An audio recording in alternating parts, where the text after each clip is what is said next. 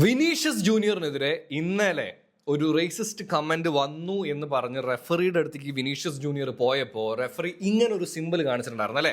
So അതെന്താണ് എന്നുള്ളതും ഇന്നലത്തെ ഇൻസിഡന്റിനെ പറ്റിയിട്ടുമാണ് ഈ വീഡിയോസ് കാണാം. അപ്പം സ്വാഭാവികമായിട്ടും റയൽ മാഡ്രിഡിന്റെ ജേഴ്സിയിലോ എന്ന് ചോദിച്ച് വരുന്നവർക്ക് വേണ്ടിയിട്ട്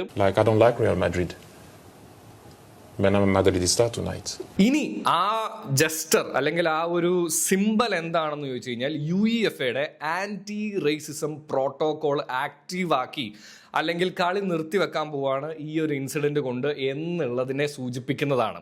ആൻഡ് ഇതിൽ പലരും മിസ്ഇൻറ്റർപ്രറ്റ് ചെയ്തുകൊണ്ടാണ് ഞാൻ ഈ വീഡിയോ ഇങ്ങനെ ചെയ്യുന്നത്. കാര്യം വിനീഷ്യസ് ജൂനിയറിനെ സ്റ്റേഡിയത്തിനകത്ത് നിന്നും ആൾക്കാർ ബൂവ് ചെയ്യുന്നുണ്ടായിരുന്നു, അതുപോലെ തന്നെ സാധനങ്ങൾ റയൽ മാഡ്രിഡ് ഫാൻസിന്റെ മുകളിലേക്ക് എറിയുന്നുണ്ടായിരുന്നു.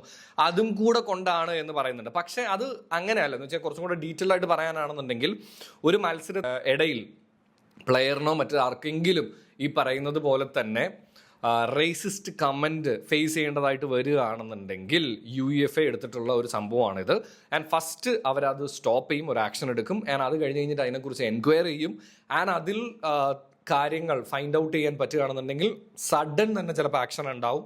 ചില ഇൻസിഡൻസിൽ സഡൻ ആക്ഷൻസ് പറ്റില്ല. സോ അപ്പോൾ അതിന് ഒരു ഇൻവെസ്റ്റിഗേഷൻ ഉണ്ടാവും എന്നുള്ളതാണ്. ഇനി വിഷയത്തിലേക്ക് വരികയാണെന്നുണ്ടെങ്കിൽ വിനീഷ്യസ് ജൂനിയർ ബെൻഫിക്കയ്ക്കെതിരെ എൻ്റെ അമ്മോ ഒരു രക്ഷയില്ലാത്തൊരു ഗോൾ തന്നെയാണ് അടിച്ചത്. ആ ഗോൾ കഴിഞ്ഞ് കഴിഞ്ഞുള്ള സെലിബ്രേഷനെ തുടർന്ന് അവിടെ ഒരു വാക്ക് തർക്കം ഉണ്ടാവുന്നു. ആ വാക്ക് തർക്കത്തിൽ അർജന്റീനിയൻ പ്ലെയർ ആയിട്ടുള്ള പെലിസ്റ്റീനി എന്ന് പറയുന്ന താരം റേസിസ്റ്റ് കമന്റ് പറഞ്ഞു എന്ന് പറഞ്ഞിട്ടാണ് ഈ ഇൻസിഡന്റ് വരുന്നത്.